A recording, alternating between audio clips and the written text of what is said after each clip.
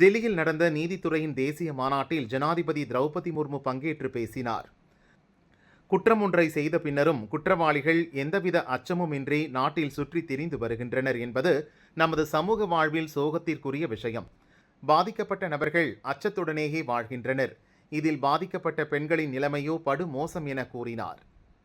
சென்னை சேத்துப்பட்டில் நடந்த பள்ளி விழாவில் கவர்னர் ரவி பங்கேற்று பேசினார். பள்ளி மாணவர்களுக்கு நவீன தொழில்நுட்பத்தை அறிமுகப்படுத்த வேண்டும். தேசிய பாடத்திட்டத்துடன் ஒப்பிடும்போது மாநில பாடத்திட்டம் தரம் குறைவாக உள்ளது. இதனால் மாணவர்களுக்கு செயற்கை நுண்ணறிவு, ரோபோட்டிக்ஸ் போன்றவை பற்றிய பார்வை, அறிவுத்திறன் குறைவாக உள்ளது என கவர்னர் ரவி கூறினார். முதலீடுகளை ஈர்க்க வெளிநாடு சென்றுள்ள முதல்வர் ஸ்டாலின் வெளியிட்டுள்ள பதிவில், அன்னை மண்ணை பிரிந்து அயலகத்தில் இருக்கிறேன் என்ற உணர்வே எழாத வகையில் நம் உறவுகள் என்னை வாஞ்சையோடு அணைத்துக் கொள்கிறது.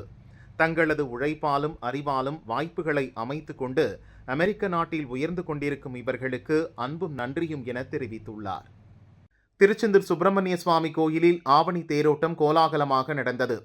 திரளான பக்தர்கள் கலந்து கொண்டு அரோகரா கோஷத்துடன் தேரை வடம் பிடித்து இழுத்து சென்றனர். முன்னதாக அதிகாலை 4:30 மணிக்கு விஸ்வரூப தீபாராதனையும் உதய மார்த்தாண்ட அபிஷேகமும் நடந்தது.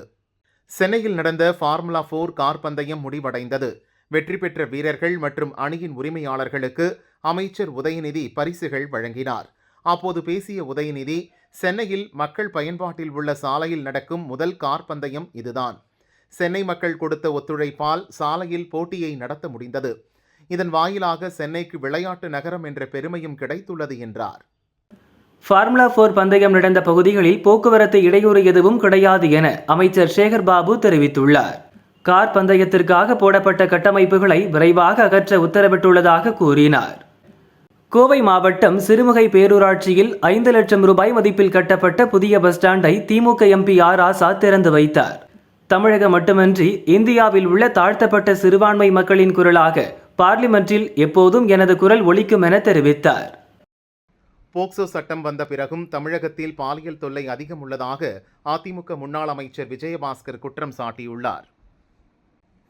கனமழை காரணமாக விஜயவாடா காசிபேட் இடையே தண்டவாளத்தில் மழைநீர் தேங்கியுள்ளதால் 15 ரயில்கள் ரத்து செய்யப்பட்டுள்ளது. நாளை இரவு புறப்படும் அகமதாபாத் சென்னை சென்ட்ரல் நவஜீவன் விரைவு ரயில் ரத்தாகியுள்ளது. ஹைதராபாத்தில் இருந்து தாம்பரம் வரும் சார்மினார் விரைவு ரயில் இன்று ரத்து செய்யப்பட்டுள்ளதாக தெற்கு ரயில்வே அறிவித்துள்ளது. மகாராஷ்டிராவில் கடந்த 26ஆம் தேதி சத்ரபதி சிவாஜி சிலை இடிந்து விழுந்தது சர்ச்சையை ஏற்படுத்தியது. இந்நிலையில் சிலை இடிந்து விழுந்த இடத்தை மத்திய அமைச்சர் ராம்தாஸ் அத்வாலே நேரில் சென்று பார்வையிட்டார். சத்ரபதி சிவாஜி சிலை உடைந்து விழுந்தது மன்னிக்க முடியாதது. சம்பந்தப்பட்ட பொதுப்பணித்துறை மற்றும் கடற்படை அதிகாரிகளும் இந்த சம்பவத்தில் விசாரிக்கப்பட வேண்டும். இந்த விவகாரத்தை எதிர்க்கட்சிகள் அரசியலாக்க வேண்டாம் என ராம்தாஸ் அத்வாலே கூறினார். MBBS இறுதியாண்டு மாணவர்கள், வெளிநாட்டில் மருத்துவம் படித்தவர்கள் நெக்ஸ்ட் தேர்வு எழுதுவது கட்டாயம் என அறிவிக்கப்பட்டுள்ளது. கடந்த கல்வியாண்டில் இத்தேர்வை அறிமுகப்படுத்த திட்டமிடப்பட்ட நிலையிலிருந்து எதிர்ப்பு கிளம்பியதால் ஒத்திவைக்கப்பட்டது. இந்த ஆண்டில் அதை அமல்படுத்த தேசிய மருத்துவ ஆணையம் முடிவு செய்து அதற்கான வழிகாட்டுதல்களை வெளியிட்டுள்ளது. கவுன்சிலிங்கில் இடங்களை தேர்வு செய்த மருத்துவக் கல்லூரி மாணவர்கள் இடஒதுக்கீடு ஆணையை இணையதளத்தில் பதிவிறக்கம் செய்து வரும் 5ஆம் தேதி பகல் 12 மணிக்குள் தங்களுக்கு ஒதுக்கப்பட்ட கல்லூரிகளில் சேர வேண்டும் என மருத்துவக் கல்வி மற்றும் ஆராய்ச்சி இயக்ககம் அறிவித்துள்ளது. அவ்வாறு சேராத மாணவர்களுக்கு ஒதுக்கப்பட்ட இடங்கள் காலியாக இருப்பதாக அறிவிக்கப்பட்டு அடுத்த கட்ட கவுன்சிலிங்கில் நிரப்பப்படும் என்றும் தெரிவித்துள்ளது. தமிழகத்தின் ஒரு சில பகுதிகளில் மணிக்கு 40 கிலோமீட்டர் வேகத்தில் பலத்த தரைக்காற்று வீசுவதுடன் இடி மின்னலுடன் மிதமான மழை பெய்ய வாய்ப்புள்ளதாக சென்னை வானிலை ஆய்வு மையம் தெரிவித்துள்ளது. சென்னையில் அடுத்த 2 நாட்களுக்கு வானம் மேகமூட்டமாக காணப்படும். ஒரு சில இடங்களில் இடி மின்னலுடன் மிதமான மழை பெய்யும் என்றும் கூறியுள்ளது. திண்டுக்கல் அருகே உள்ள நல்லாம்பட்டியை சேர்ந்தவர் சூர்யா, வயது 24. வீட்டின் அருகே உள்ள தென்னை மரத்தில் ஏறி மட்டைகளை பறிக்க சென்றார். அந்த வழியாக சென்ற மின்கம்பியிலிருந்து மின்சாரம் பாய்ந்ததில் சூர்யா பலியானார். திண்டுக்கல் தாலுகா போலீசார் விசாரிக்கின்றனர். கள்ளக்குறிச்சி மாவட்டம் உளுந்தூர்பேட்டை அருகே சென்னை திருச்சி GST சாலையில் சென்று கொண்டிருந்த பஸ் மீது மற்றொரு பஸ் மோதியது. விபத்தில் சிக்கிய பஸ் மீது பின்னால் வந்த அரசு விரைவு பஸ்ஸும் மோதி விபத்துக்குள்ளானது. திருச்சியிலிருந்து சென்னை நோக்கி சென்ற மினி லாரியும் அரசு பஸ் மீது மோதி நின்றது. இந்த விபத்தில் டிரைவர்கள் உள்பட 15 பேர் லேசான காயமடைந்தனர். சங்கிலி தொடர் விபத்தால் 1 மணி நேரம் போக்குவரத்து பாதிக்கப்பட்டது. சேலம் மாவட்டம் ஆத்தூர் அருகே தளவாய்பட்டி பகுதியில் சாலையோரம் நின்றிருந்த லாரி மீது ஆயில் பாக்கெட்டுகளை ஏற்றி வந்த லாரி மோதி விபத்துக்குள்ளானது. இதில் டிரைவர்கள் இருவரும் அதிர்ஷ்டவசமாக உயிர் தப்பினர். லாரியிலிருந்து ஆயில் பாக்கெட்டுகள் சாலையில் கொட்டியது. ஆத்தூர் போக்குவரத்து போலீசார் ஜேசிபி மூலம் லாரியை அப்புறப்படுத்தினர். இந்த விபத்தால் 1 மணி நேரத்திற்கு மேலாக போக்குவரத்து பாதித்தது. திருப்பூர் புது பஸ் ஸ்டாண்ட் அருகே வடமாநில இளைஞர் பானிபூரி கடை நடத்தி வருகிறார். இங்கு குடிபோதையில் தனது 2 நண்பர்களுடன் வந்த இளைஞர் ஓசியில் பானிபூரி கேட்டுள்ளார். ஏற்கனவே 30 ரூபாய் தர வேண்டுமென கடைக்காரர் சொன்னதால் ஆத்திரமடைந்த இளைஞர் பானிபூரி கடையை அடித்து நொறுக்கினார். ரகளையில் ஈடுபட்ட ஒருவரை பொதுமக்கள் பிடித்து போலீசில் ஒப்படைத்தனர். விருதுநகர் மாவட்டம் ஸ்ரீவில்லிபுத்தூரில் வசித்து வருபவர் ஜெசி ஜெய் கிறிஸ்டி. இவர் வசிக்கும் வீட்டின் கீழ்ப்பகுதியில் இருளாயி என்பவர் குடியிருந்து வருகிறார். கிறிஸ்டி மறைத்து வைத்து சென்ற வீட்டின் சாவியை எடுத்து வீட்டை திறந்து உள்ளே சென்ற இருளாயி 6 சவரன் தங்க நகையை திருடிச் சென்றார். இருளாயியை கைது செய்த போலீசார் 5 சவர நகையை பறிமுதல் செய்தனர்.